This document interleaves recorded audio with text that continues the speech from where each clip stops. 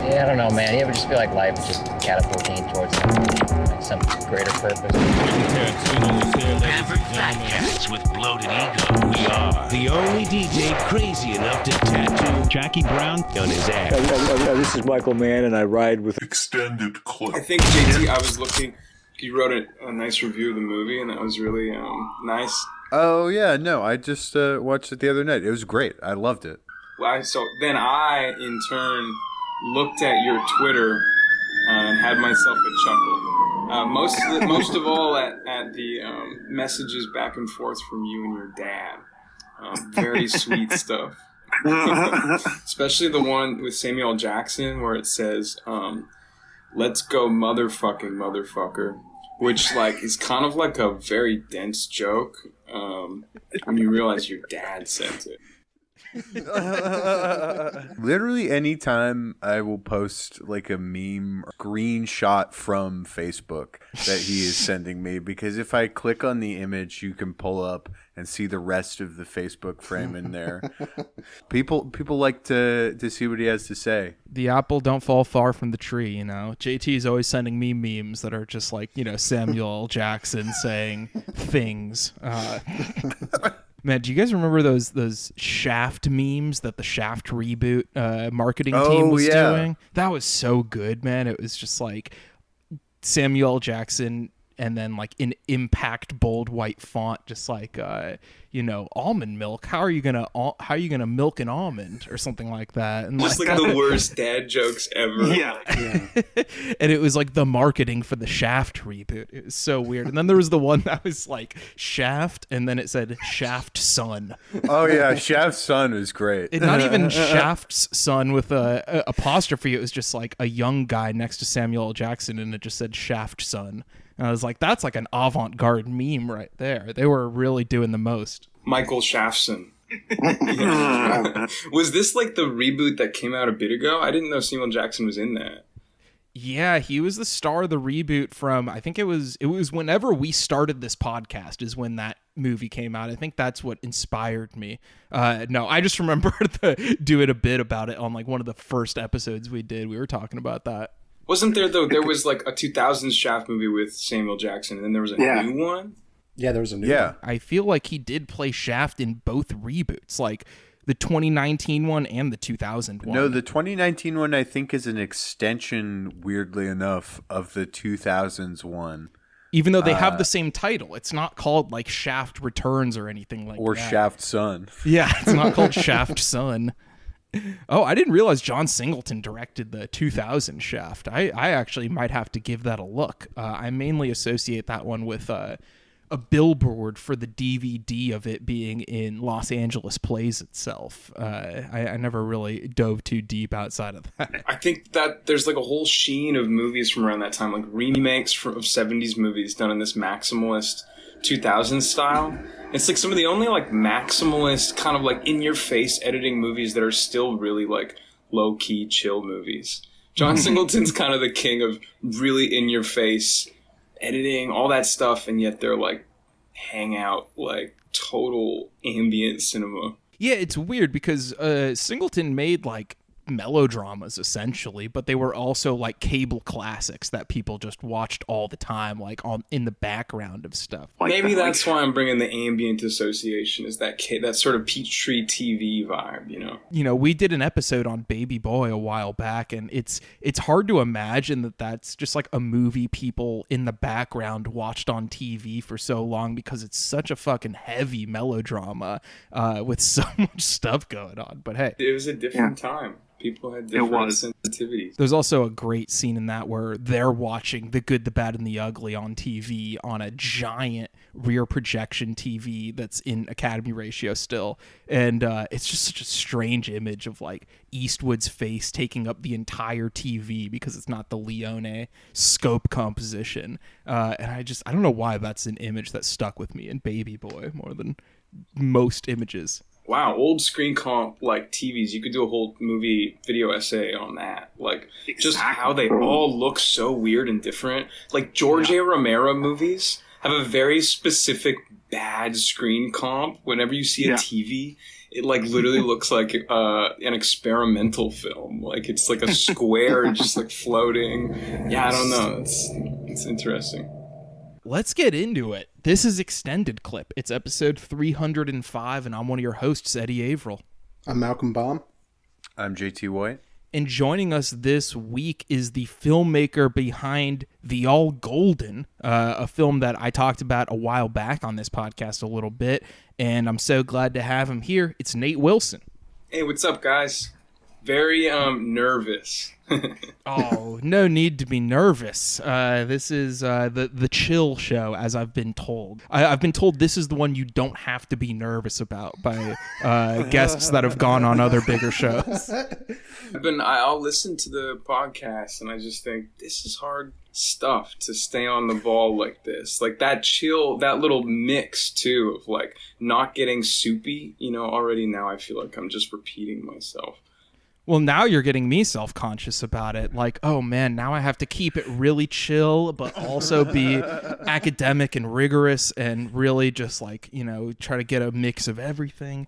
The reason we're having you on today, first and foremost, actually, before we even get into the main topic movie of this week, which is Eureka by Nicolas Roeg, 1982, 1983, 1984, depending on where you live and what you want to recognize as a release. Nate's movie, The All Golden, is playing, doing a little road show kind of thing, doing a tour, if you will. What are the dates on that? Because this episode will be out soon enough, so you can drop whatever dates you want up top here. Yeah, totally. So we're doing we screened at Spectacle last February, and we screened at the Review in Toronto, which was wonderful, and at Fantastic Fest in Texas. The movie is a completely, no budget sort of affair. I'm the producer, owner, everything about the movie, and I did not make it to sell it. I made it to present it to the world, and I made it with the sort of thesis that I'll totally paraphrase from a really great piece by Nick Pinkerton, in which he describes that, like, in this sort of despairing end of the world way, that cinema's dead, long live cinema or whatever, like that as long as there is a sheet in a room somewhere, even if it's the apocalypse, that movies will still exist. And if those movies are new and fresh, like they will, they will keep changing as well, even if it gets niche or even if it gets smaller, that it's something about the communal, and it's something about that sheet in the room. I just love that sort of like term, sheet in the room and people.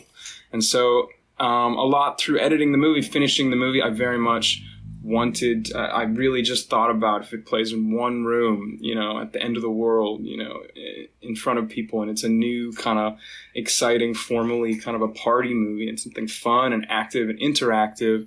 And we screened 1, 2, 3 times, doesn't matter to me. And that's my like kind of North Star. And we've been really lucky, and a lot of programmers, especially as it's sort of gotten out there, have gotten more and more risky or just like into it or excited and sort of like getting it and seeing the context that it's existing in. And so it basically throughout any distribution model or anything, any sort of foresight, have created a little bit of a tour, like you said, in a roundabout way, especially through the help of Alan Jones and Ethan Vespi through Bleeding Edge, who have sort of been, put on our first Toronto screening and have almost become a proxy production company for the movie, which is really meaningful. And it's only because they really dug the movie too and are excited by it.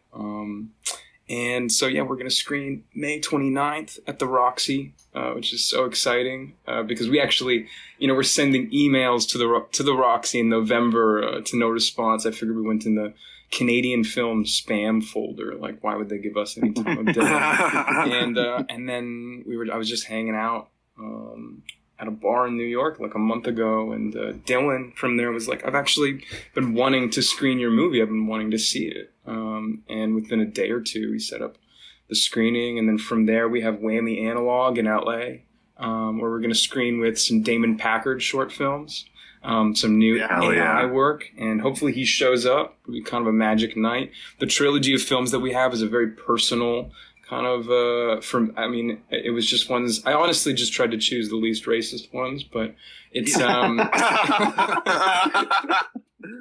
it on the AI or blame it on the seeping psycho consciousness of one man, or maybe a whole culture in LA. Whatever, I don't know.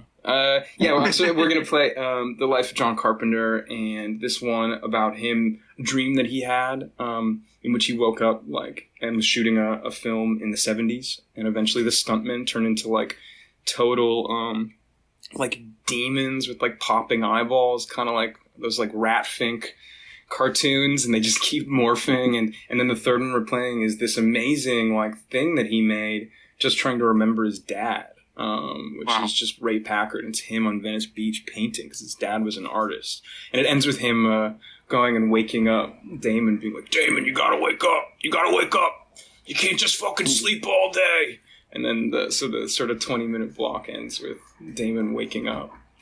So hopefully he's there for that. He was really kind to let us screen these new AI works, which he just keeps pumping out week after week, and I just think need to be sort of programmed and screened, and he's a big influence, of course. So I mean, Damon Packard was definitely the first aesthetic reference point that I thought about when I watched The All Golden the first time, and I was actually wondering about the AI thing. So at first I associated the movie with the awesome poster that is on Letterboxd currently.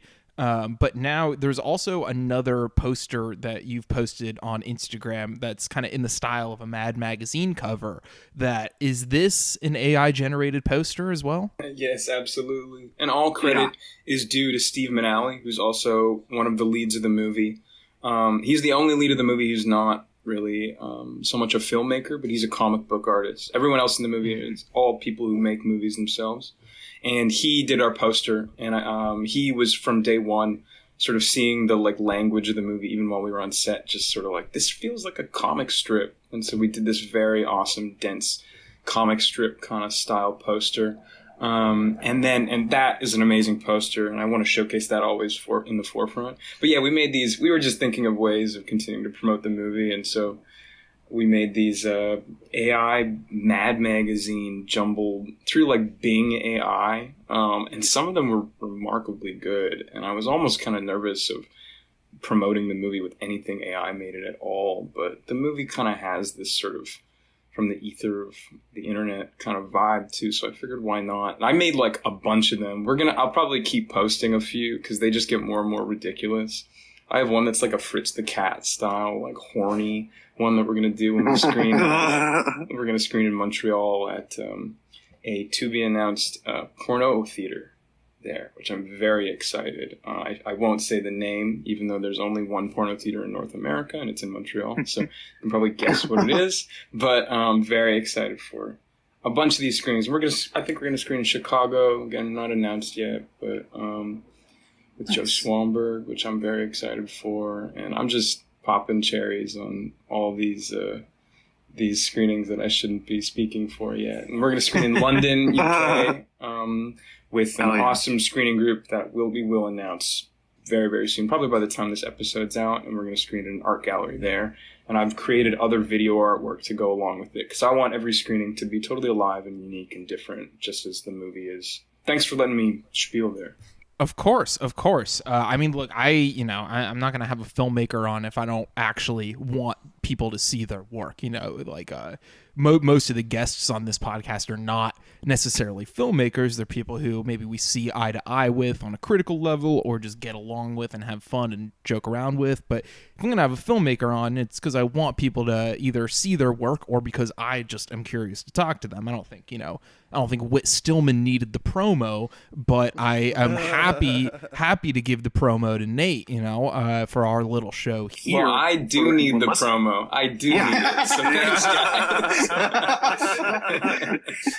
To ask the hard to ask question right away, there is a lot of moral panic about AI, and I remember a lot of people when those Damon Packard shorts first popped up, a lot of people say things like, oh, Damon Packard, only guy I'll let use AI or something like that. Or some people are just like, I thought Damon Packard was cool, but it turns out he uses AI. And, when the Late Night with the Devil came out and it was revealed that some of the backdrops were AI generated, people really, went into I'll use the phrase again, moral panic. And, obviously since the dawn of machinery, people have worried about the robots taking our jobs, and oftentimes with good reason. But where do you see the place of artificial intelligence in art and cinema? I just don't give a fuck at all. Yeah. I really don't give a shit. I get the panic. It seems really retrograde, like, just a month off. I think people are already starting to realize, like, after the strike, it's just such high energy, and I totally understand that. I mean, there needs to be laws and stuff with this, but there also can't be. And I don't know. I don't really care about film as an industry. I care about it as an art form. And so I can't help but just see it as something that is going to come, and it is going to go and transform. And I think people are really against it, and I'm totally I'm with them. And also I don't give a shit. And when we've made those posters, it was the first time I'd ever put anything into ChatGPT, anything in my life. And I thought, wow, this is really funny and addictive. And then the next day I looked at all these posters, and there was a couple I still found really amusing, and especially the gibberish thing. So, my buddy Alan was like, we could crop out the writing and make it, the info for the event. And I thought, well, that would be awful, because then it's like we really are using this for a piece of art, where I just want to use it as like a meme. Like I'm just using it for the meme of the fact that I can't get a Mad Magazine or like Long Goodbye style, that great Mad Magazine style Long Goodbye poster where they all have speech bubbles. I can't get something like that made. But what I can do is get this perfect formulation of a foreign film from the 60s in the style of Mad Magazine, with Alfred E. Newman is in the background, and so I tried to do fat John Cassavetes, and I tried to do like all these weird prompts that just mostly just told me that they can't make the image because it's too pornographic or something. Yeah, but anyways, I don't know. I just think it's a hot button thing, and I don't really care. When the image creators first were popping off online, like the Bing one, I mean, I had a lot of fun. Like that's all it was just like making myself laugh in a completely disposable manner. It's just like, oh, this is a funny picture of, Drake drowning in milkshakes or something like that. People's panic over it is, well justified as far as like, as you said, Nate, there needs to be rules and laws like the WGA strike. Yeah, obviously the writers are well within their right to not want AI to be, part of screenwriting or anything like that. But I just wanted to kind of get that out of the way, since we are, you are going to be screening the Damon Packard AI shorts, and I think those, just as an extension of his project, are so perfect for what Damon Packard does. I mean, it's like his films are not beautiful. They're great, but they're ugly. Reflections of Evil is like one of the greatest ugly movies I can think of, or as ugly as a great movie as you can get. And I think that the certain unappealingness, the certain aesthetic distaste of the AI generated stuff is kind of perfect for his brain and his brand of work. Totally. And also like the process of it. I mean, even beyond that, it's not just that, because so I just rewatched Reflections of Evil because we did a little this thing at this great micro cinema here called Market Video, and they did a monthly series around the All Golden. Daniel, who runs that, is just awesome. And one of the movies that we watched, the theme was deranged party movies, and he played Reflections of Evil before ours the week before. And watching it again, thinking about all this AI stuff and all of his work, it has this like ready-made quality. There's a stream of consciousness quality. Like he's making edits in 2001, 2002. He's taking stuff that he shot on 16 millimeter film as if he didn't even shoot it. And he's putting it through Adobe Premiere and using Adobe Premiere effects or whatever the earlier Final Cut effects in ways that are like pushing the medium and allowing himself to treat the medium as like a painter who is not thinking about what he's doing.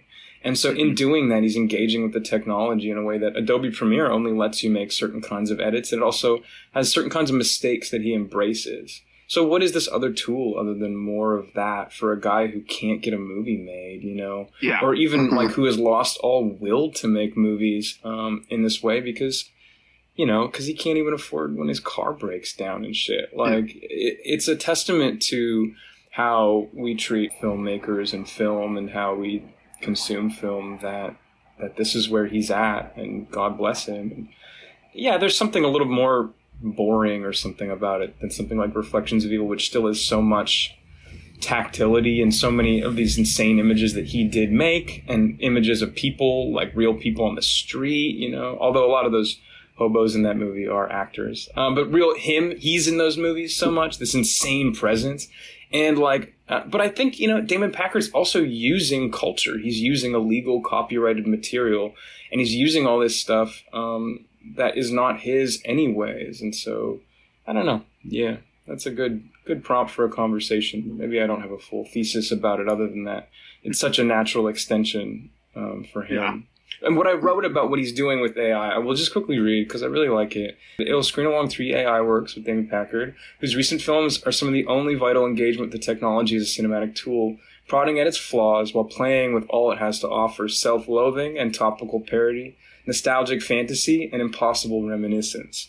And I thought specifically that impossible reminiscence is like really cool when you see this thing that not a lot of people have seen with his dad. I think that's really beautiful. He's still coming at it from such a personal level that most filmmakers don't do when they have an entire studio at their disposal. So, yeah, I mean, the impossible reminiscence is right on the money. It's like there's we were just talking about Hollis Frampton's nostalgia like 30 minutes ago on another episode, and the inability to go back in time, essentially, and the slight pain of nostalgia and the sadness with it, I think actually does kind of play into artificial intelligence not being the real thing. It's you know, something we talked about on last week's podcast, the sub canon of You Can Never Go Home Again movies. Like, AI is kind of perfect for that because there is like inescapability of falsehood when you're trying to recreate your past. And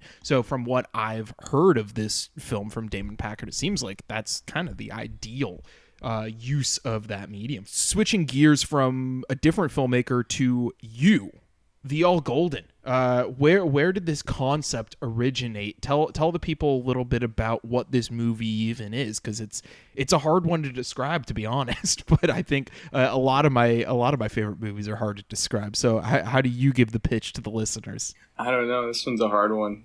For me, I mean, it's just engaging with a new kind of cinematic language and a cinema that's like kind of like challenging and maximalist. And a lot of it comes from, you know, just getting to the other side of the movie. And I mean, basically, I started to make something that was one thing. It was almost a like Bergman-esque sort of chamber drama, very tongue-in-cheek in a lot of ways, or Fassbender-esque or something. And that I just wanted to create a movie that had like this sort of constant sway between like total evil in a relationship and like total sweetness. And it was very goofy, and it was playing on certain like cliches that I wanted audience members to think it was one kind of movie, and then it became another kind of movie. But the fact of the matter was that we did not sort of make the movie in a free way that would have allowed that tone to fully work. I wrote a series of scripts very quickly, and I just wanted them to feel easy to read and stream of consciousness and kind of like fun prompts for what a movie could be. Very much thinking about mistakeism, the like Harmony Korine thing, in which he had this 20-page Julian Donkey Boy script, and you can see how it sort of became the movie. But with it, he had a series of prompts of mistakeism, of like, God is going to provide you all the actual direction that your movie needs. I always kind of liked that. Then in making the movie, I did not allow those accidents to kind of come through. I filmed it very formally in a way, very stylized, and I worked with non-actors in a way that I just couldn't do these 7-page dialogue scenes. After a while, it started to feel like pulling teeth. And what I had was all these one-sides of the lead actress, Leah Rose Sebastianis, who's fantastic in it. acting in a drama, but they were shot almost as if she's like Bruce Campbell in The Evil Dead, like just performing with like an evil force, or the camera itself, or the filmmaking itself, right? It's kind of a two-step between Sam Raimi and Bruce Campbell or something. And I still had all these images and I loved them. I just thought, wow, this is not the movie I set out to make. This is not a movie that works if this is what the whole movie is. But we filmed for a month. I made my apartment into a set. And it was it's just these close-ups that Pierce Dirks, our DP, shot that were just so beautiful. It reminded me of like early, like, you know, Murnau or something, like just the way that those early close-ups looked, and early like cinema where there's all these new sort of things happening, the way I was starting to edit it. And because the footage is a bit limiting, I found that I was editing it in a more and more unique way. And then, but what the movie was missing was this spark of life, which I learned after making this other movie, which we're playing at the Roxy, called The Straight Ball, with Eugene Kotlyarenko, where he kind of showed a bunch of us in Toronto, like, what's what. We made this movie on like a bluff on a dare in like 9 hours with Morgan Krantz and Leah. And everyone from that was just so connected from this lightning in a bottle kind of experience. And I mean, that's what my movie needed. So we reconvened in a few months later after I'd met some real actors, Morgan Krantz, who's fantastic, Karen Knox, and Ben Petrie, all people who we met around this sort of cycle of time coming out of COVID. Because I shot my movie very much as an interior COVID movie, which I did not do on purpose. And I wasn't even sure if I wanted it to be a COVID movie. It's not really a COVID movie, but people seem to get that by osmosis, that the movie has this sort of shut-in quality, which is very, very cool to see on Letterboxd. But so then we shot, in 2 nights, we shot all this new stuff that wasn't in the script, and then scenes that were in the script were just, I never shot them. I didn't have them, and we shot new things that I meant to link, thinking I could just keep shooting like this, getting more of this lightning in a bottle footage. We shot this great dinner party that people didn't know when they were on camera. They didn't know what they were walking into, and it was just totally alive and exciting. And then the universe basically said, okay, you have to stop now. And I very much like swore that I would not allow this movie that no one was supporting me on, other than my friends who did, obviously, 6-person crew, but no one was supporting me on a production level, on a producer level. And I'm not complaining. This is the state of things. So I accepted a lot of things, like, okay, I'm going to use copyright material, maybe not in a super obvious way, but in an increasingly obvious way. I'm not going to worry about stuff like that, because that shit doesn't matter, as Damon Packard would tell you. It doesn't matter at this level, at least. And I basically said, I'm not going to let the movie push around my life. I'm going to let my life dictate what the movie is. And so I sat down, I was like, oh, wow, okay, I can't shoot any more footage. And I had to just figure out in editing like a new way of linking all these worlds and all this stuff I liked. And so what the movie is a mixture of all these things. It's this stylized chamber drama. It is, almost a live action Mad Magazine comedy that's sort of busting out of the frame. And it's also just a snapshot of, like, in a lot of ways, one of my biggest inspirations is Jonas Mekas, and by extension, the Kuchar brothers or something, where these movies are part of the joy of watching them is like enjoying the joy of making them and the joy of just these moments being caught as beautiful, funny, alive images. And so that's what it is to me. But I would love to hear what it is to you guys. Your viewers are like, wow. Yeah. So the extended clip boys are not talking in this episode. I'll just.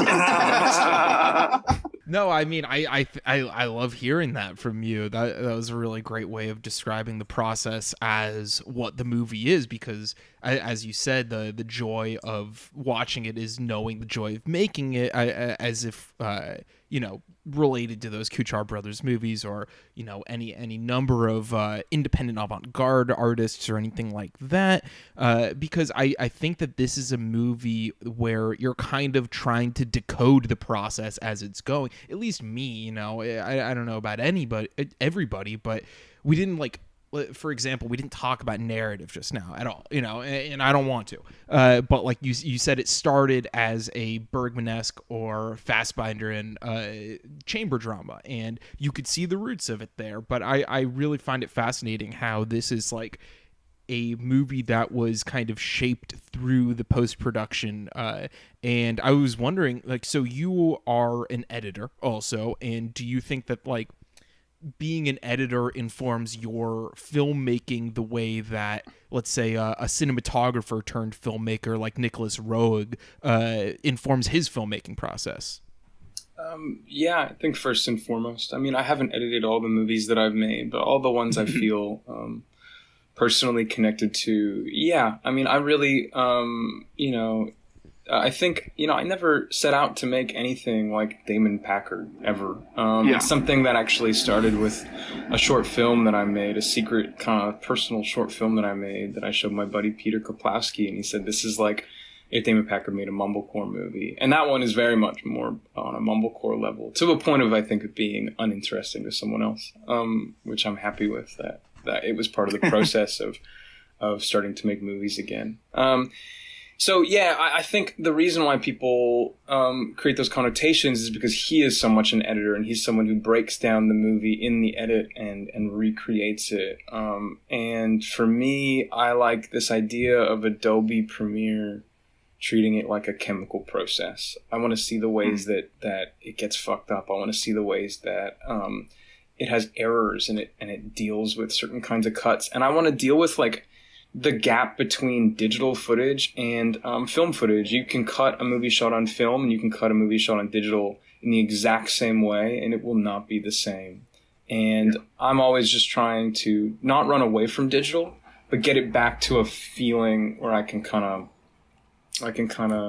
hold it with my hands and fuck it up with my hands and draw on it and lay it over other images. And I'm a big fan of superimpositions and fades and stuff, which at first was like kind of I thought, well, I've seen Scorsese or Paul Thomas Anderson do this like occasionally in like a really kinetic way, a little fade here and there. But then I started doing more and more of them, and I was like, no, this is more like 1930s films. I always think of, weird stuff like Dr. Jekyll and Mr. Hyde, or just weird, early. You know what I always think of as like the essential crossfade dissolve superimposition movie is Lynch's The Straight Story.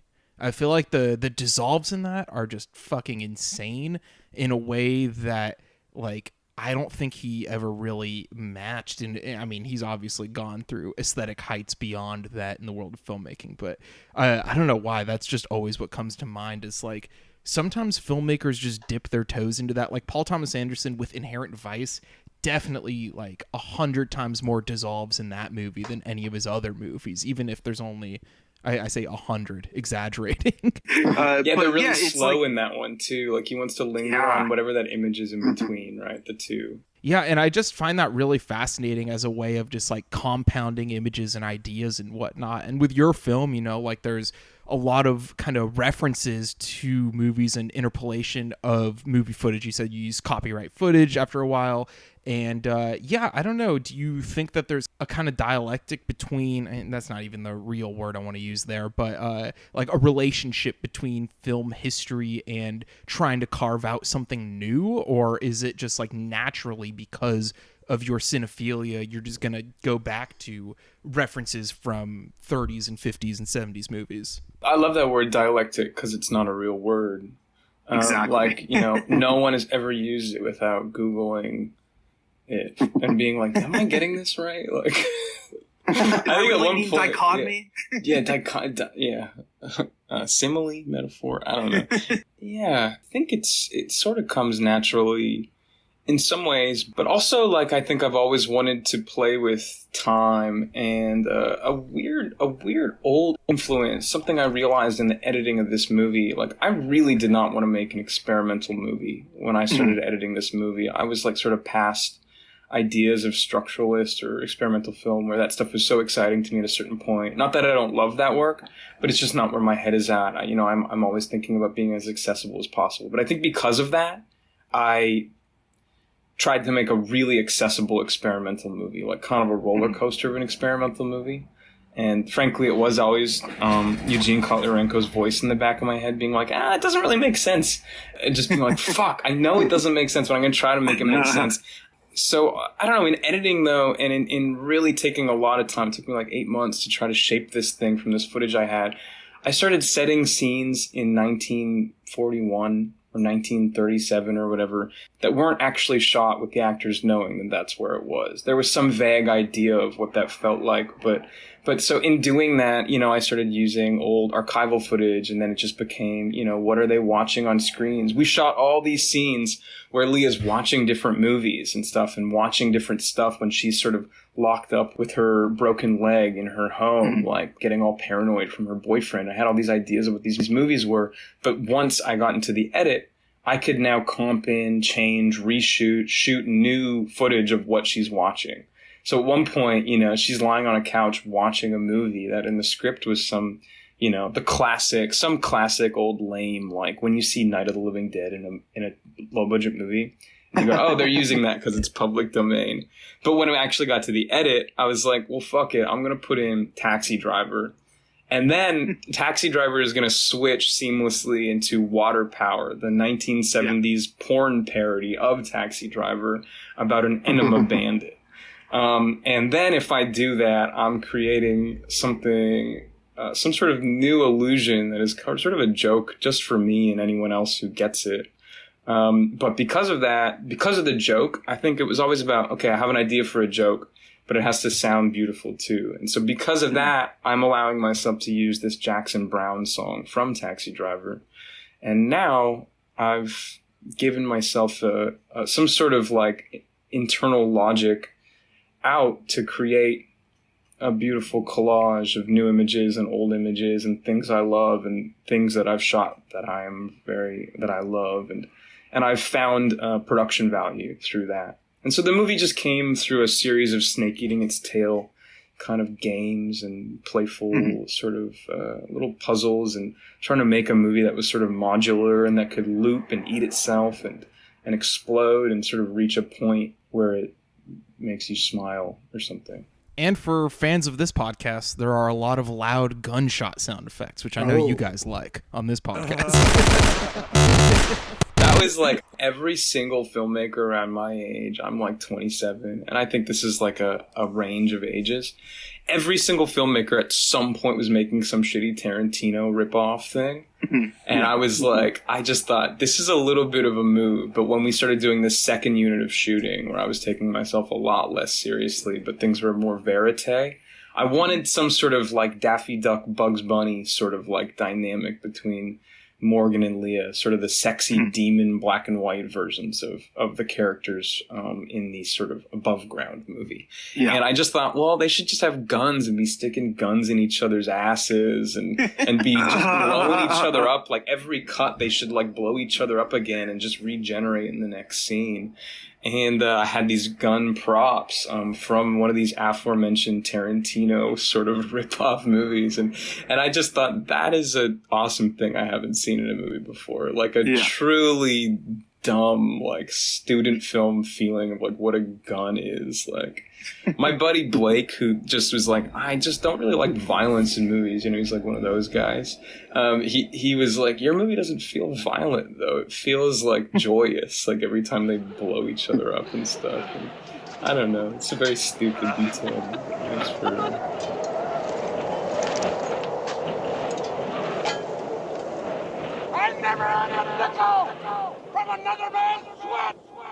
Let's move on now. Nicolas Roeg is the director of Eureka. We want to talk about this movie as kind of our main feature for this episode. How has Roeg always been an influence on you? Talk a little bit about him as a filmmaker. I mean, yeah. I mean, Nick Roeg is sort of the man. I mean, he's Damon Packard in the 70s. Like, he is nuts. He is so high-functioning schizo. Like, he is so fucking awesome. Performance, to me, is a movie that I still can't quite wrap my head around, but it's just so liberated and so crazy. And his work with Donald Cammell in that movie, Donald Cammell being the co-director of Performance, the movie that they made with Mick Jagger, a movie that just has a totally insane, like, lucid form. With Donald Cammell, who made, what's the house one? Demon Seed. Okay. The, like, robot house that impregnates a woman. And that sounds awesome. I didn't know about that movie. Called Wild Things with Christopher Walken, and he made that movie in the 90s, and it's a super weird 90s thing in which he killed himself because he couldn't get Final Cut. This is the guy I feel like Donald Cammell died so that Nick Roeg could like somehow make Hollywood movies. Yeah. And so I bring up his work because I think of them as like very much like twins in the embryo. Donald Cammell only made 4 movies. He made Performance with Nick Roeg, and he made White of the Eye, a crazy like American giallo movie that ends with like, I mean, I won't get into it, but it has just like a deep like spiritual evil idea of America. And fuck, I think I'm misremembering the title. But you can look. I think it's Wild Slide. Wild Side. Wild Side. Side. Wild Slide would be good. Right. Yeah. That's a cool movie. I mean, there is a really bizarrely, this is like horrible to say, but like a bizarrely funny scene where he, like in 20 minutes, Christopher Walken, like takes like a rapist gangster guy and proceeds to slowly like convince him to let him butt fuck him. Nice. For like 20 minutes. And anyone who's watched this scene is like, this is wrong, but like, this is incredibly weirdly charming scene. Like, I've never seen anyone walk out of this scene embarrassed. Like, they're like, it's just something about it. So psycho and just anyway, Donald Cammell was actually into like dark magic and shit. And he was like, I think friends with like Kenneth Anger and those guys. And I always think of Nick Roeg as being like the one who got out of that dark magic, but all of his movies to me have this insane this like sort of combustible editing style. For a DP, he sure is a fucking psycho editor, and all of them have a very spiritual kind of idea of how images sort of fall into each other and how time collapses in on itself. He's the man. Malcolm, had you seen any Nick Roeg before we watched Eureka for this week? Yeah, I had. It's interesting. I really liked this movie, Eureka, first off, and it made me think of my relationship with Roeg because I feel like I watched a couple of his movies in film school, those being Don't Look Now and Walkabout. Mm-hmm. And I think he might have just been a little too crazy for me at the time, or I just didn't. Well, you know what it was? I feel like his movies have at least from the few I've seen, they kind of have like a gauzy look to them. I think for some reason when I was a young pup in film school, like that just kind of made me uncomfortable. And also, I mean, Don't Look Now is a very like unsettling movie. So I think I was genuinely unsettled by that movie. I feel like nowadays I'd be like, oh, wow, that brought something out of me. Like that's a powerful emotion. But back then I was like, I don't want to feel bad ever. You know what I mean? So I kind of have maybe dismissed him a little bit. And then watching this movie, it made me want to go through his filmography and also just briefly on Donald Cammell. Like I love White of the Eye. I've seen that before. And, I love all the I think if I remember correctly, the main guy's like a sound. He installs like sound systems. Yeah, he involved the sound system, and it becomes like a part of his like killing ritual and stuff. Yeah. Oh man. It's crazy where that movie goes, but I was just kind of enjoying the first 20 minutes of him as like an Arizona Southwest Bose system installer. I could have taken a straight up drama, or slice of life movie about that. But no, yeah, I need to check out more Rogan, more Cammell too, for that matter.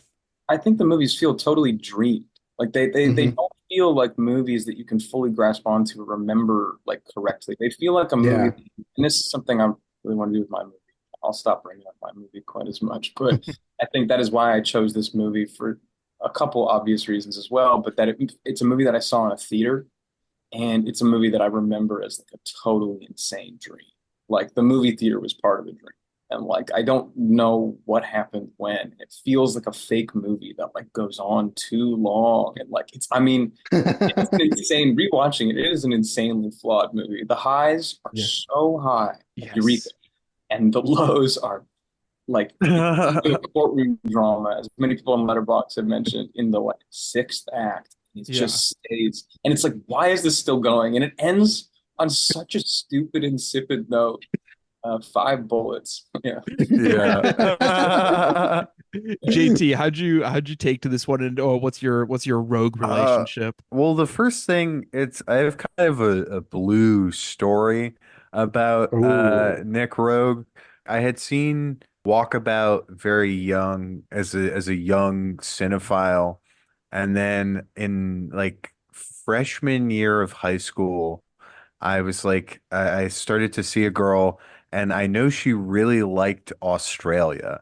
So it's like, okay, which is such a funny, like, oh, she likes Australia. I was like, we're gonna watch Walkabout. Uh, and I did get a hand job during Walkabout, Hell yeah. but yeah, no, that's not the extent of my relationship to Nick Roeg. The Man Who Fell to Earth, which I haven't rewatched in years, but I would love to take another spin because this was like a very key text of my youth, being someone who loved Bowie. And I mean, there's like a nice new edition you can like download or buy of it now. But I feel like for the longest time, like when I was younger, it was like kind of hard to seek out. Of all like the big Bowie movies, it was one that was a little bit more hard to like get my hands on. And when I did, I like loved it right away. I mean, watching your film instantly the connection to Nick Roeg like just made so much sense because I was like just the way that history occurs in The Man Who Fell to Earth and like is so spastic. Just like there are points where I think in The Man Who Fell to Earth, they wind up driving into the past and like seeing old West American family, or it might even be colonial American family that they just zip right into the present again. It's just like that understanding of the Nazi stuff in your film and like that relationship to history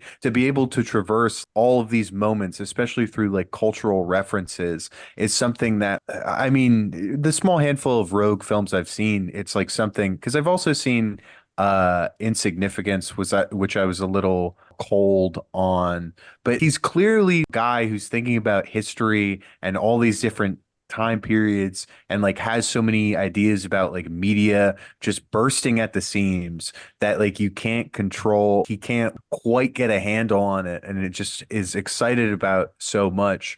Yeah, no, there are definitely parts of Eureka that I felt like you feel how slow they are, but he just goes everywhere. And I love that like energy in a filmmaker.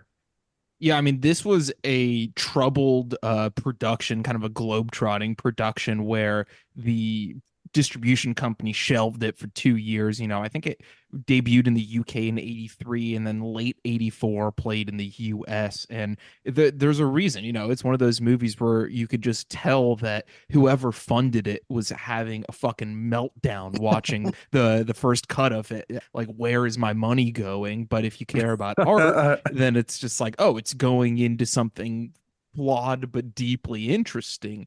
And it's very apropos that the story of this movie is very influenced by von Stroheim's Greed, and like it even has a lot of the iconography of Greed with the gold and everything, especially with the very beginning of this movie where Gene Hackman is just out in this like empty snowscape with another guy and a girl, and they're just fighting to the death, it seems, and he's repeating that phrase, "I never made a nickel off another man's sweat." My God, And I mean, when it keeps replaying, like the sound design of this movie is so yeah, psychotic that the line keeps replaying in its head like a trailer, or yeah. like Vincent Price's voice in Thriller or something. Like I never been like they're remixing it. Like it's like the movie's being remixed on the fly. What you're saying about this like this big mega production is that I always think of this movie in the same world as like these canon films Mhm. that have just like very specific sheen, like Year of the Dragon and like all Yes. like Chimino's Year of the Dragon and like what are other ones? I mean, they just Runaway Train or something that they feel like both like totally artsy and weird and totally like also kind of like movies that you would see on TV, like we were Yeah. talking about earlier, like on AMC that would play for 5 hours with like ads in them. Year of the Anyway, Dragon's a sorry. great comp too. I mean, not the Mickey Rourke connection aside, like I feel like Year of the Dragon is such just a fucking insane movie where they recreate New York's Chinatown on a studio lot in North Carolina. And it's just this weird unreality where Cimino is just throwing all of this style at the wall and all of these weird dramatic arcs that a lot of them don't make sense. And the film doesn't even run that long. I think Year of the Dragon's like under 2.5, but it feels super It feels long so still. long. It feels so fucking Just so long. fat. Like it Yeah. feels like so bloated and like Yes. such an awesome way. Yeah. Like that the movie itself like took over like everyone involved. Like I don't know. I haven't seen it in so long. I don't know if I would like it anymore, but I like 1941 for that very same reason. Like it just feels like there's no way out of this movie or like like but I also like how yeah, I don't know. There's just something to this one. The font at the beginning, the like, okay, like the first shot, the snowy opening, wide helicopter shot, right? Which is already like, look, we have money, we have a helicopter. Then cut to the earth, and cut back to the snowy like mountains. It's like, what? Like I forgot there was that started on the fucking earth, aerial we shot of the cut earth. God damn. And the So earth good. just between the two. I mean, it's unbelievable. And then that weird blue font, and then every name that comes up, you're like, what? Yeah. Like Joe Spinell, like Rucker Hauer. I mean, it just feels like a dreamed movie for anyone who, even has dipped their toe into 70s, 80s, like that one little crossover period where the movies are still scuzzy and crazy, but not quite like glossy. Well, But much like Year of the Dragon, the sheen of this feels like it's a leftover movie from the 70s. Like it's in the 80s and they forgot to make it in the 70s. yeah, totally. But some of the images, and I mean that Lucio Fulci head blow up. Yes. I got to go back. I'm Oh sorry, my my brain. God, I got yeah. like a one-track mind too, and it cuts to fireworks, right? The Yeah. head blows up, cuts to fireworks, cuts back to the head being blown up without the sound. Like we're talking like a seriously broken editing system that just works because if you ask an editor why it works, they would go, it just works. Yeah. Like it's just a good. I don't know. Don't ask me why. Like a clock, I mean, if you're going, if you're trying to analyze the cuts in this movie on an Eisensteinian level, like the, image A, image B, and the cut is image C, it's like the cut is image Z squared in this one. Like it's just a billion different weird connections that you make. And the first violence that we see, as you mentioned, Nate, like we see Gene Hackman walking through this snowed out town, and he goes to like some official's office or something like that, and there's just a dude outside giving the most menacing stare ever before he blows his brains out. And yeah, we do get a very Fulci-esque head explosion, but those fireworks it cuts to come back later too in a kind of nonsensical way too. Like I get that it's connected by violence, but I just feel like the editing borders on free association here, which Totally. is just like fucking crazy. I don't know. It's if von Stroheim's Greed was a canon film, a 70s new Hollywood film, and 100 other different things, and the header image on Letterboxd is like actually one of my favorite shots in it early on. So to set up what this movie is, because there's some listeners who definitely never even fucking heard of this movie. I hadn't heard of this movie, and I was shocked because this is such a up my alley kind of thing. Gene Hackman is a gold prospector in Alaska. We see him in the beginning of the 20th century, the beginning of the movie. And then after he strikes gold, we flash forward about 30 or 40 years, and he is now in the 40s. And we can see that he's in the 40s at one point because we see the poster for the re-release of Chaplin's The Gold Rush, which I think is such a weird kind of thing where it's like you get the re-release of The Gold Rush where there's like voiceover narration, I think, in it. And that is like part of what is driving Hackman insane toward the end there when you drive by and see that poster. But once we flash forward in this second forward timeline, we see Hackman with his wife on this private island and his daughter being seduced by Rutger Hauer of all people, and he's getting very jealous of this because the first time we see him interact with his daughter is like so Freudian, where Yeah. she's just like, "Oh, would you pay attention to me if I existed back then?" And so then we see his jealousy grow of Rutger Hauer on this incredible sequence where we have this like long lens shot of the younger couple on a boat, and then a weird zoom and cut combo, which Rogue employs a lot through this movie to get the perspective of Hackman looking through that telescope. And speaking of Cimino, it actually reminded me of that insane telescope shot in The Sicilian, where Terrence Stamp is on the other end of it. Just a weird connection to Oh make yeah. there, but it was like the same kind of setup for me, where it's just like using a telescope is more than a symbolic device, as just like an aesthetic entry point to kind of go fucking crazy. Terrence Stamp and Rutger Hauer are also like total weird doppelgangers. They've probably Yeah, been, mistaken True. for each other a million times. Like, exactly. It's like he could just be like his uncle or some shit like that. I think a lot of that editing that you're describing, like there's all these little ways that Rogue edits, like he's dealing with the flaws of his footage too. Like I think a lot of his movies in another editor's hands, and I know he didn't fully edit his movies, but they are really, really playful and they're really kind of there's a lot of humor to the cutting, even when the movie's not humorous. And there's that mix of humor and literal like magic and like total non-linearity that I think adds to all of this. Like, I think he cuts to the fireworks because there are sparks in the effect shot that they had to Mhm. use. Mhm. I think he thought that's a flaw. There shouldn't have been sparks in that shot, but I'm going to lean into it and embrace it.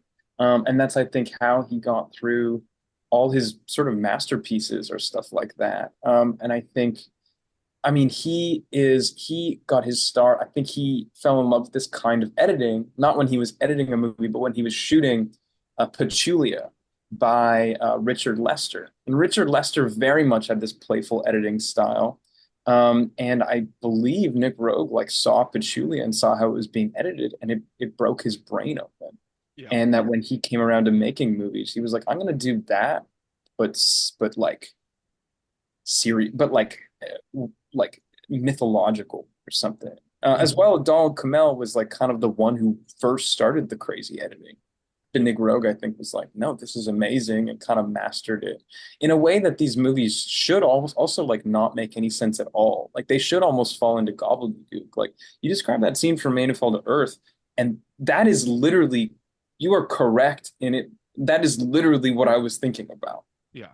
in that shot when I was editing it. That single shot where it cuts back to them driving down the road and you see like Appalachian like hillbillies like in the 20s or something, or settlers or something, and it's in sepia tone, is such a crazy like, it's not even played super seriously because it's also cuts to like banjo music just for like Yeah, and like exactly. it's just totally psychotic. It feels like a Toby Hooper movie or something. Like it feels like totally out of nowhere, and he never even goes back to it. It's not like it's like real make a rule, break a rule stuff where it's like people will remember that one moment if you show them that one moment. And it's also just showing how much a single cut can make the audience's imagination go wild. That cut can be really, really cheap, Yeah.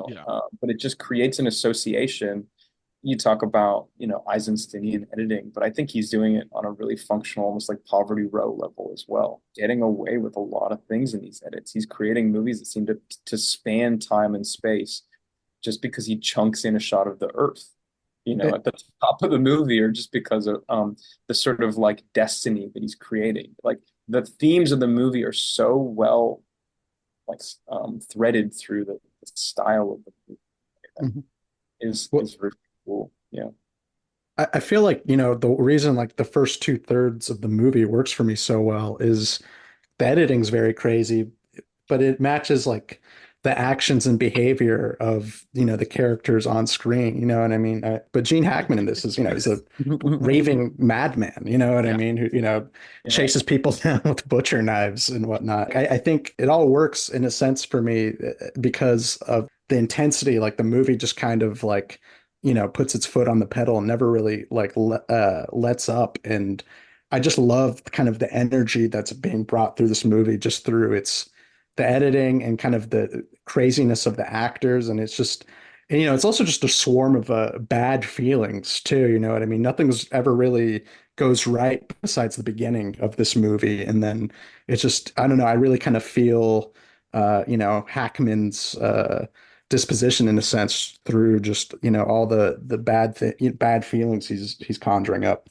Like you say, bad feelings, but there's another quality of this movie, and you brought up Walkabout earlier, which I've never seen. But when I was younger, seeing that Criterion label, and same thing with Don't Look Now, like I couldn't wrap my head around it because I thought of it as a sort of serious, prestigious movie.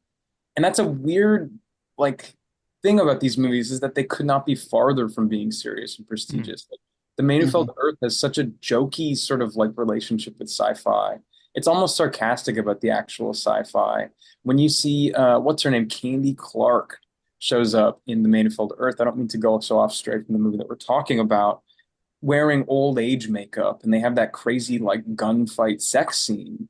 Like that is like weird, bad, like Forrest Gump, like nothing but trouble, like old makeup effects that no one would believe. Like it's so strange. Like the movie's relationship with narrative is totally flexible. And this seems like the sort of peak of a series of remarkably bad decisions in anyone else's hands, right? You have a movie that opens like there will be blood. Like just like there will be blood if it was like just actually felt real, like in a way that like the Nook of the North did or something. But also very stylized. And you don't know where it's set. You don't know where they are. Like it really is that shot of the Earth blew me away this time because I was like, it's literally this movie's about Earth. Yeah. Like Earth is just a sunny island and the snowy opening. And then you cut to Gene Hackman as an old man when he's like 20 to 30 to 40 years younger than the role that he plays for an hour and 50 minutes. Yeah. For an hour and 50 minutes, he's playing up like 40 years. And you kind of forget about it because I think we're really used to old Gene Hackman, but like he's not fully convincing as an old man. It's very Citizen Kane-ish, I guess, but to see it in like 70s realism color. And then you have this ending after an insane, that death scene is wild, but you think, wow, the movie is absolutely done, right? And it goes on for 20 more fucking minutes. And it's just about things that you totally did not care about. It's like the movie is brimming with so many weird, strange, bad ideas. And the editing does like get slower. And there's a scene where he eats that piece of gold and he's like, I'm gonna shit it out. And Gene Hackman's like, get the fuck out of here. Like I don't know, which makes me think of Turkish Delight, maybe just because Rutger's the one doing it. Yeah. Rutger Hauer eating the gold is an insane scene. And then there's the whole subplot of Joe Pesci as like a Jewish mobster trying to open a casino on Gene Hackman's private island. And Pesci's like mannerisms in this are so fucking weird. I was dying at I think it's his second scene where he's served iced tea, and the way he goes about it is just like taking a sugar cube and dipping it in the tea and then sucking on the sugar cube out of the corner of his mouth while he's like tough talking to someone.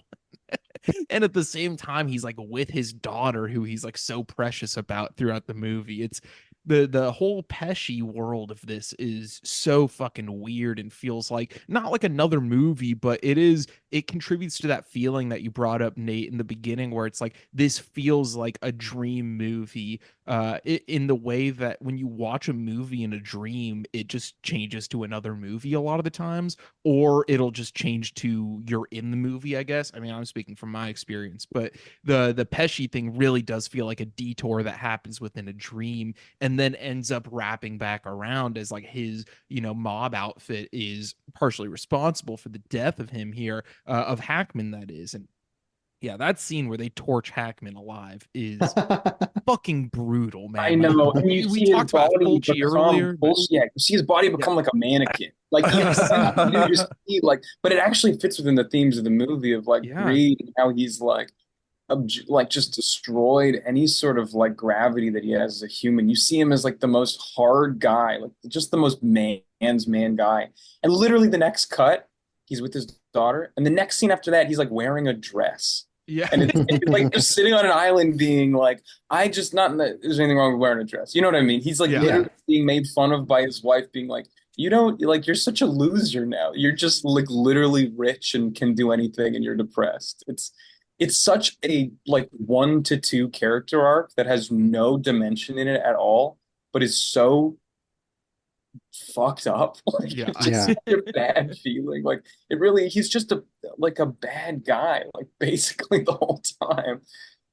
I I yeah. still think the craziest shit in this movie is that weird quasi tribal orgy Oh, the rave that voodoo they go Oh my to. orgy. God, Oh, yeah. yeah. That's insane. There's like an insert shot that's like 2 seconds long. It's not like an insert shot. There's a shot that is inserted in the editing that's like 2 seconds long of a woman straight deep throating a snake. And it's No. just like Oh, God. maybe not even the third weirdest thing in that scene, you know? Like, it's so fucking up and just I don't know, man. It's one of those movies where a lot of moments I'm struggling within the moment because I'm like, what is going on here? But then afterwards, I'm just like, wow, that was unlike anything I've ever seen, you know? And that scene is definitely one of them. I don't think it's a bad movie by any note, but like I don't think a lot of movies are bad movies that are this crazy, you know. Yeah. But the amount of craft on display, as well as like genuine things you've never seen before, and the actual pace of like it will start to slow down a little bit, especially after how amazing the first 20 minutes to me are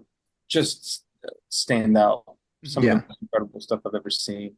But afterwards, it does start to like get cheesy and get weird, but it's one of those perfect weird all over the place movies where it never lets you go swimming. Like it keeps shocking you with new things. I mean, that scene seems like it's like out of Caligula or something. Yeah. Like it's so psychotic. Like, yeah, I don't know. Yeah.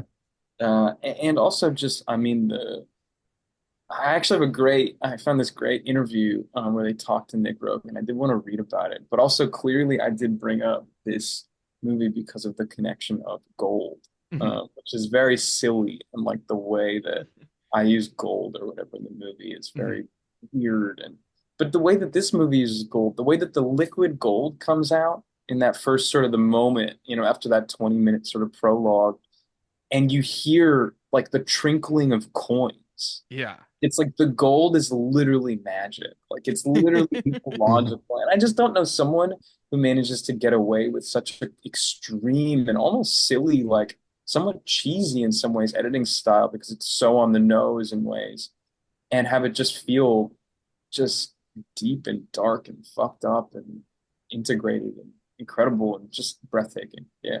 Yeah, I mean, it looks like it's all in mud, but then he dives into it and he comes up and there's just like gold flakes in his beard and shit. And as you said, the coin sound effect is just so strange for that. Like it caught me off guard like crazy. But I really just think that yeah, the kind of associative editing in this goes beyond moving from one shot to the next, but like on the whole, contrasting scenes with one another and throwing in sounds that you wouldn't expect too.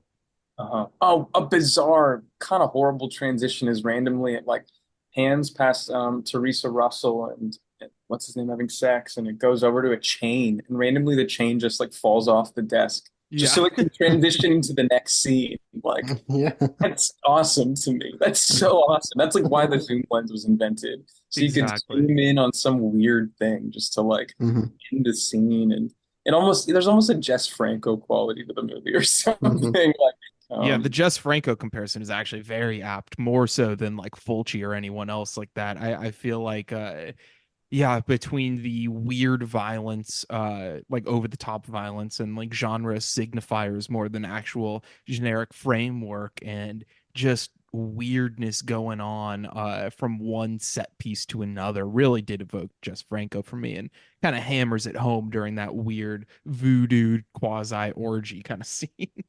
Yeah, But like Nick Roeg is not afraid to go trashy. And also yeah. Teresa Russell, who's a star of many of his movies. Bad Timing, which is very good too. Kind of the most extreme playing with time movie that he made, but a very trashy thriller with Harvey Keitel and Teresa Russell just losing her mind. It was his wife for many, many years. Oh, okay. She's mostly only in Nick Roeg films. She's in Straight Time with Dustin Hoffman. She's really great in that as well.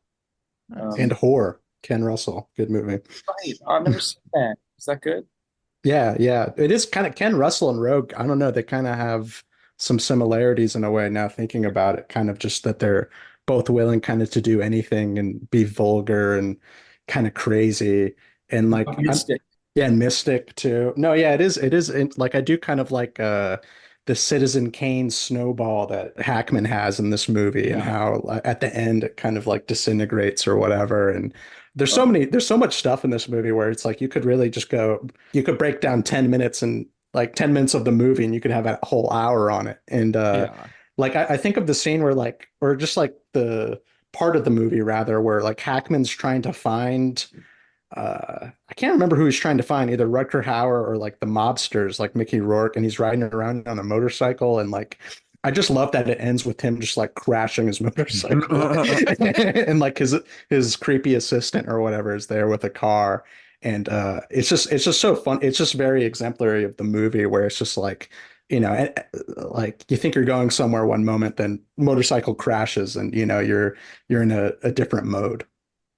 I also think that it's, as we mentioned earlier, just insane, borderline irresponsible filmmaking to kill off Hackman with 40 minutes left. That's what kills the movie, to be 40 honest. minutes of Yeah. where there is some interesting, like, funny stuff going on. Like, they put the accused in like a monkey cage, and Oh, everyone's yeah. wearing the funny wigs, and but it's like, if that was like a 10-minute post climax, breath of relief afterward, to calm you down after the murder, that's one thing. But to just do like a majority of the second half of the film, and that is just ridiculous. And as we said, it ends with the daughter just being like, I'm just gonna give this thing away, this private island that my dad used his accumulated wealth on. I'm just gonna give it away.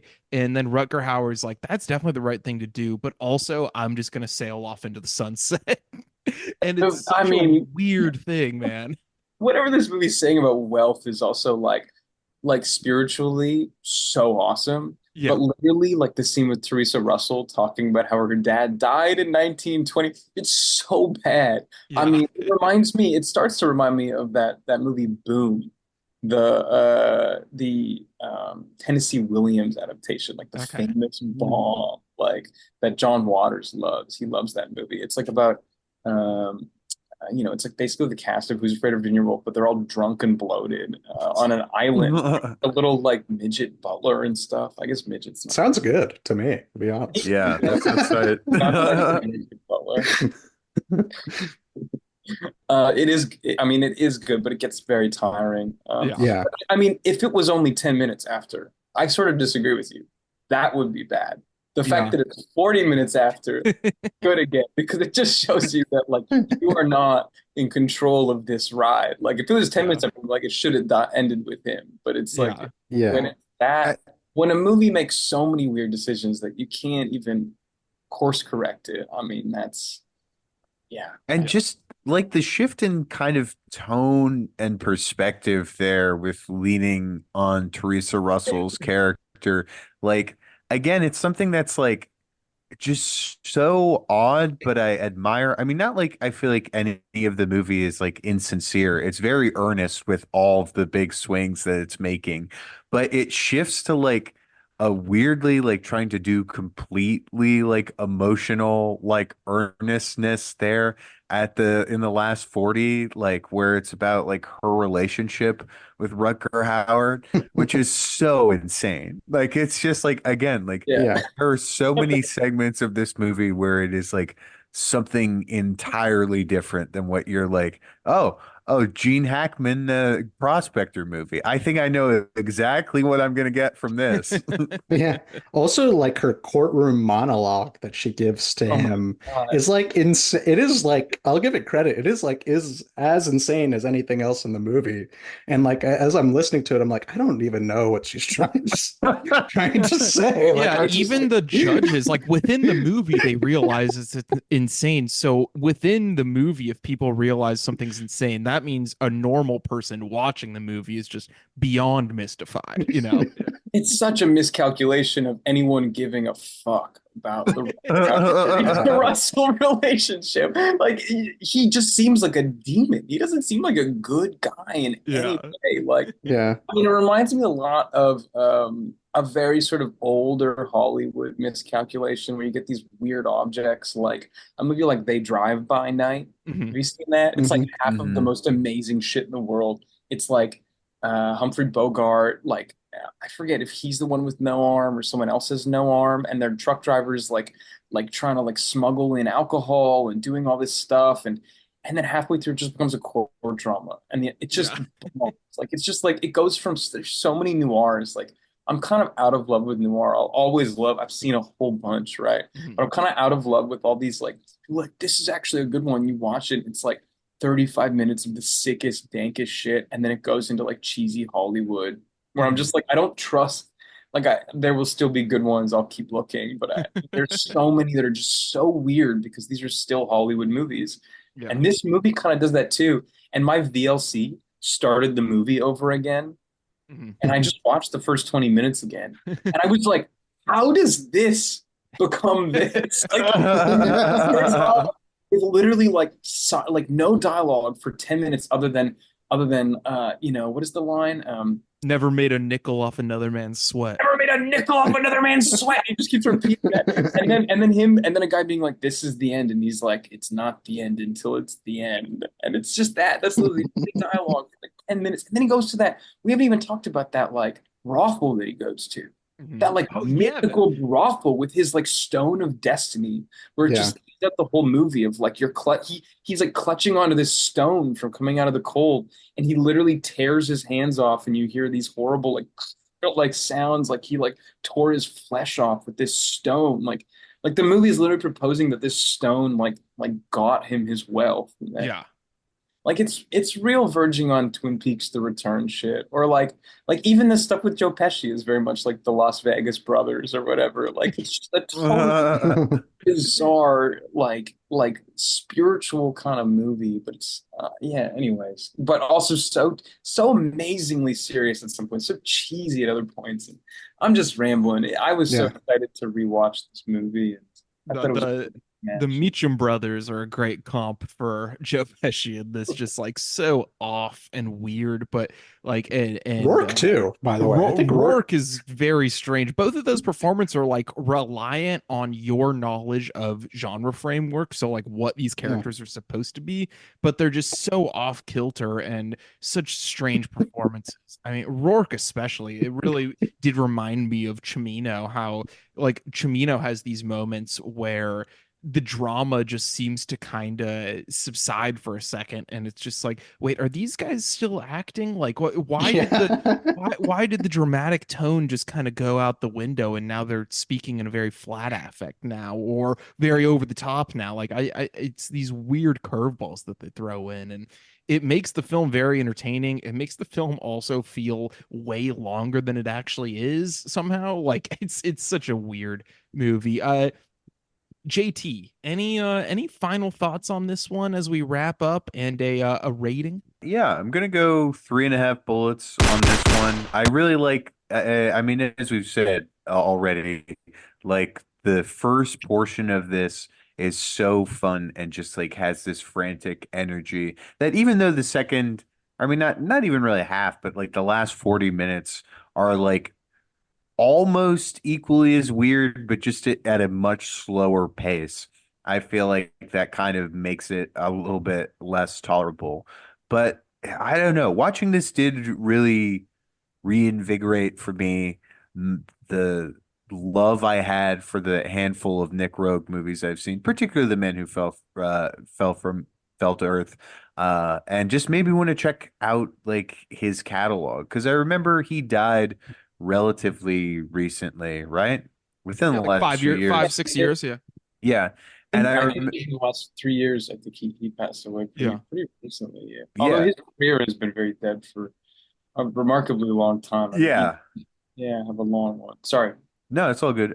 Just like I remember when he passed, there was like people I feel like had a hard time putting into words like what kind of filmmaker he is.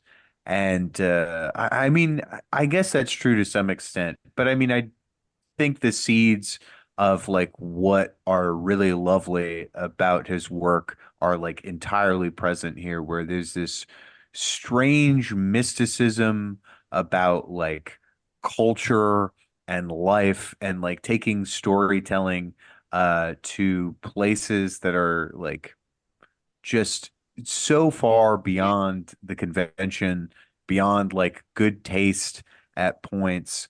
And like there are times, even obviously within this film that I'm pretty fond of, like where there's like a complete disconnect. And like with Rogue, he definitely is a filmmaker where if the further I go through his body of work, like he's like a hot and cold guy. Like it's like either working or it's not.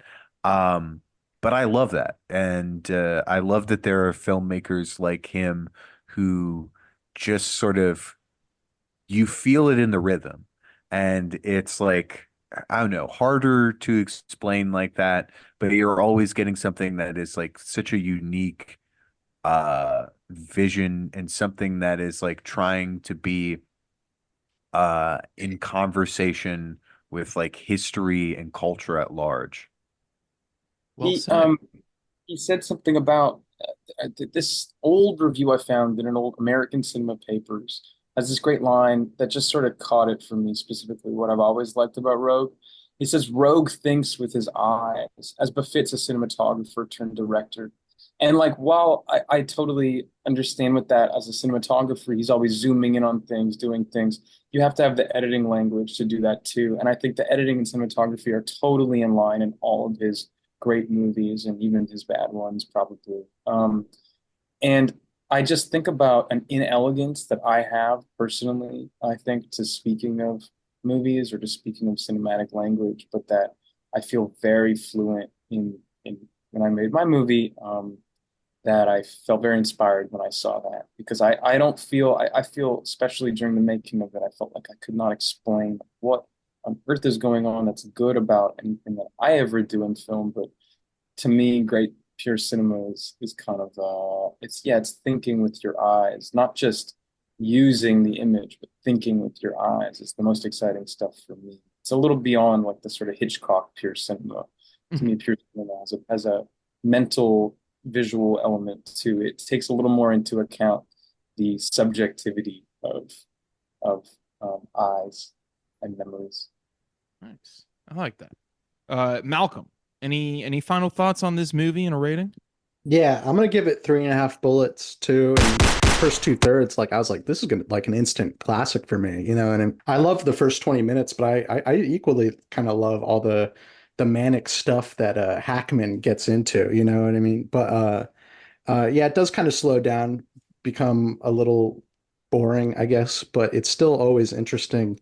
And yeah, there's just so much to pick apart. I think we kind of mentioned it, but it is like the Pesci and Rourke performances are so like flat, and it's just kind of funny to me. I guess it's kind of like them being almost a straight man in a way to the movie's kind of craziness. And yeah, and also just one thing, thinking, talking about movie making, I just thought, this is maybe like a filmmaker thought, but it's just like all the stuff that Rogue's doing, like logistically, is like insane. Like when you think of like shooting a movie itself, like he's setting like multiple things on fire, and like he's always knocking shit down, and like windows are crashing much more, often than your average movie. You think of like action or horror movies when stuff like that happens, but it all happens in Eureka, twice over. And I just really appreciate that. Like I think it's almost like I feel like this movie kind of gets into like a flow state where it's like, maybe there's like if you stretched it out and looked at some things, it's like, oh, maybe that wasn't well done, or maybe that's not as well thought out. But I don't know, I feel it all in a very like sensory driven way. I think it's also a really great Hackman performance. It's a very director heavy movie where you credit the director, but this is one of my favorite Hackman performances, just how brutal he is, and kind of just he had to break some necks to make some millions. That's how it goes. And yeah, I guess that's all I really have to say about it. And maybe it really made me want to go explore his filmography further. Oh, I guess also just one brief mention. We're talking about, where the movie starts and where the movie ends. It's like the way Mickey Rourke acts in this movie, and then me looking at his Instagram in 2024 and see what he's posting and the outfits he's rocking. He dresses like Young Thug in 2015. And he's like, there's a great video Rourke put out of him lamenting the death of a fox in Wyoming that You was sent me that. brutalized. Oh my God, dude. It's an amazing video. The best part is him apologizing for not being able to make it to the funeral for the fox.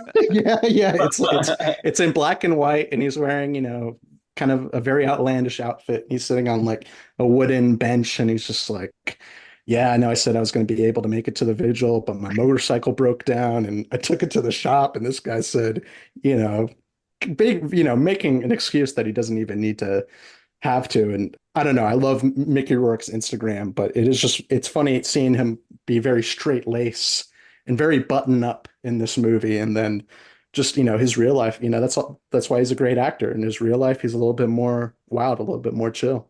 Yeah. I think you can tell that, like, when he looks at himself in the mirror today, he still looks like he did in Eureka. Like, to his Absolutely. Yeah. No, he's still a hunk in his, and that's what makes his post great.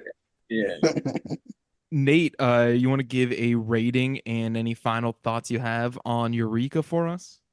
Yeah, I have a hard time with the rating because, I would just want to give this one's such an object. It's such a strange object in a way that it's hard to give it 3.5 bullets or whatever. I would feel sort of guilty. I'd feel ashamed. To give it 5 bullets would be misleading as well, because it's not up to me. Something shifted, something changed within my brain, especially in the last few years, of really just getting, like, I'm just going to be making stuff constantly, in which I can't really critique movies on the same level. They're all sort of just things to exist with and to be in the same room with. So I'm gonna throw away my gun, a little sewer grate. Wow. Go into my Dirty garage. Harry style. Yeah. Go into my Throw away garage. your gold gun. I was thinking of like the slow-mo in Heart Eight. It's like sliding into the sewer grate. I'm gonna go to my garage, and my brother, he fought in the war. He fought in Iraq, so he happened to receive some contraband military merchandise, a large, a big Gatling gun. And I'm going to go off and shoot it off in the park on the 4th of July in memoriam of capitalism. That's a great way to go out. Yeah.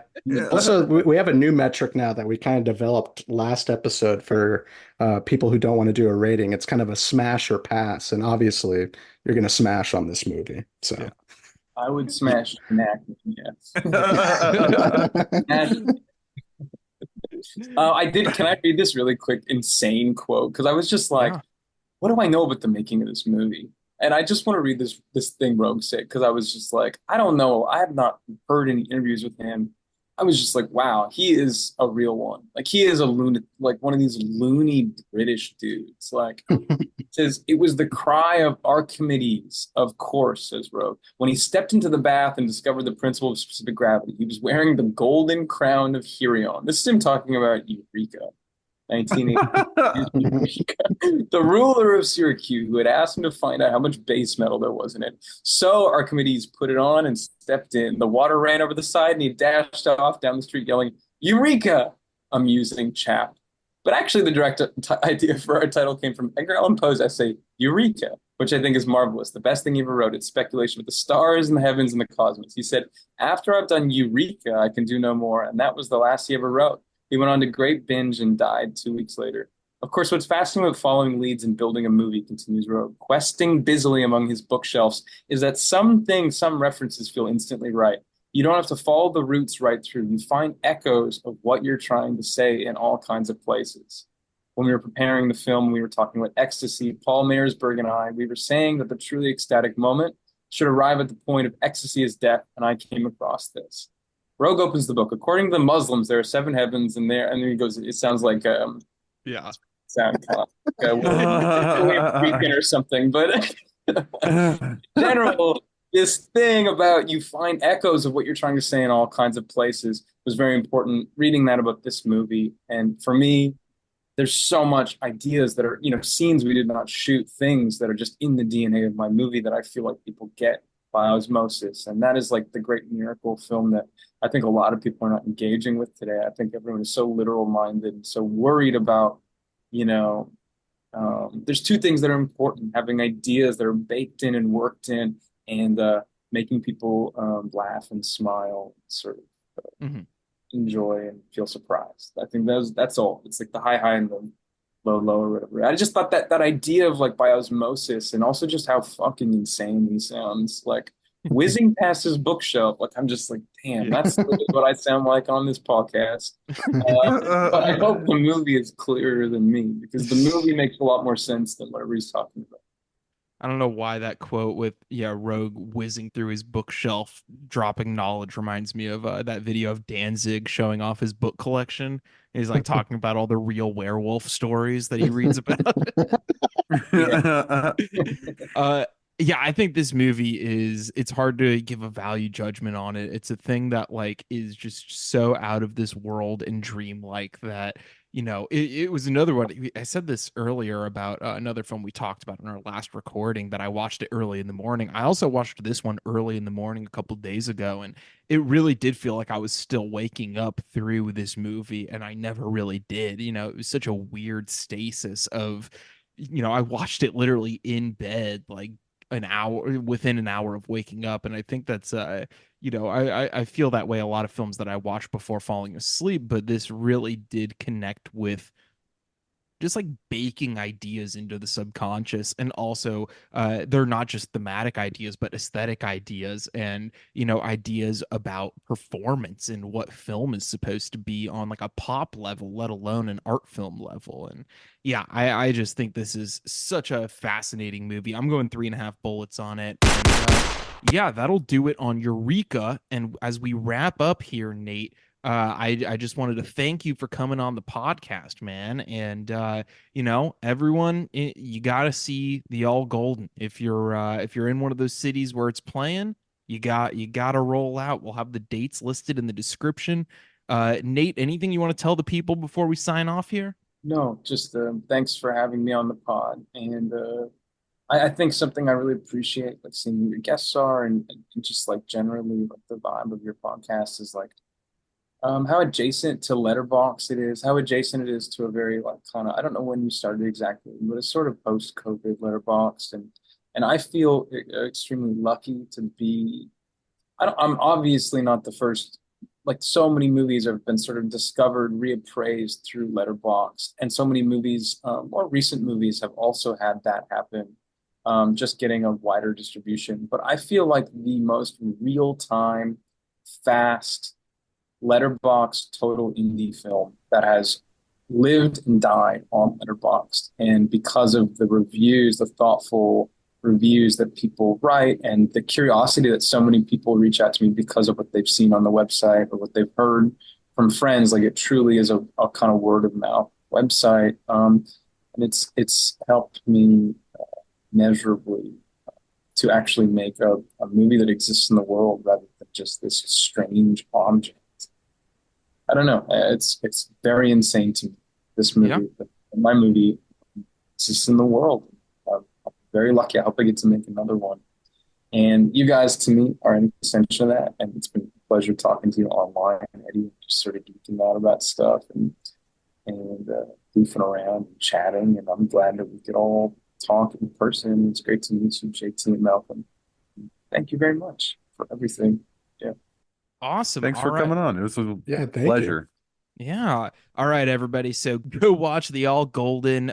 Check us out on if you're coming to us through Nate. You can listen to every single week. We have an extra episode on the Patreon. It's $5 a month. You get an extra episode every week. Our last episode was about Maps to the Stars by David Cronenberg. Such a good movie. Such a good movie. It's a classic. Amazing. Yeah. So good. So underrated. Yes. Yeah. And our next one is going to be about Journey to the Shore by Kiyoshi Kurosawa, featuring our good buddy Sean Glynis, a fan favorite guest. And you may have gotten Glynised before and don't even know it. So you'll see. Wait. Let me just say my dates one more time. Run those dates back. Roxy, May 29th. LA, June 2nd at Whammy Analog. In London, the event is going to be on June 15th. And you can see more info. If you follow me on Instagram, oh God, I never said that. And then Montreal at a very historic venue where the love of cinema will live on forever. Sometime in August, sometime in the middle of August, and then hopefully Chicago, hopefully some other ones, and Appalachians in October. Hell yeah. More on that. Oh, and hopefully Australia as well. With the kind fellows at Static Vision. Awesome. All right. For JT's old flame. No. Sorry? No, I was referencing JT for JT's old flame, a screening in Australia. Oh, wait. Sorry. Okay. I have one more thing. Yes. I'm so sorry. I know this is like so rambling on. No, this is the post-credit sequence. Yeah. 40 minutes too long. My buddy, when you said I have an erotic experience with Nick Roeg, my buddy Peter Plasky, the way I actually got into Nick Roeg was a two-way streak onto the single scene, the post-pre-sex scene in Don't Look Now, which supposedly a rumor was that Donald Sutherland and Julia Christie actually had sex during. It's the most amazing scene ever. Pino Donaggio does this beautiful score. You cut between them making love after the death of their child and getting ready in this kind of somber fashion to go out for dinner, for a very sad dinner, before any of the horror stuff was sort of fully kicked in supernaturally. And the scene is extremely erotic and was known for being extremely erotic. And there's a huge influence on Out of Sight for Soderbergh, specifically just that scene. And the first I heard of this scene, my buddy Peter Kuplasky tells this story in which he, when he was a young boy, was on Video Arcade Top 10, a Canadian video game playing sort of show, not public access, it was on YTV. And he won a game, and his parents recorded it. But then they accidentally recorded it over Don't Look Now. So like right as the show ended, like he won the game, the show ended, it just cut right in on this sex scene of Don't Look Now. It's traumatized by this like insane emotional that's insane pornographic sex scene. And that is a hot wife guy sex scene. That sounds like a Packard cut. Like that's crazy. Yeah. Yeah, exactly. I want to recreate that. Anyways, on that note, thank you, Peter, for introducing me to Nick Roeg on that information years and years and years ago. It's like 13 beautiful story. I'm glad we kept rolling for that. Goodbye, everybody. Goodbye.